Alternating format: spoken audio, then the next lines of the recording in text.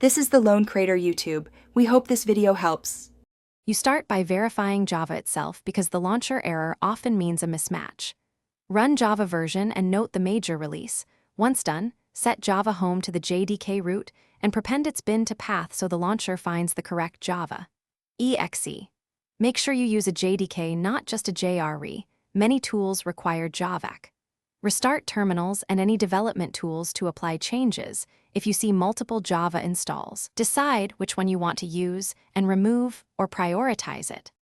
Now adjust the launcher configuration files because mismatched VM paths or flags break startup.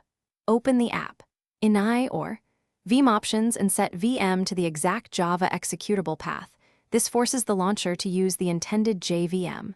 Also check that the app and Java are both 64-bit or both 32-bit. Mixing them fails. Inspect memory and other JVM flags. Incompatible or typoed options can stop the VM. After saving, restart the launcher. You should see different diagnostic output if issues persist. Finish by testing in a terminal so you capture the exact error lines the launcher emits. This reveals missing libraries, invalid flags, or permission denials.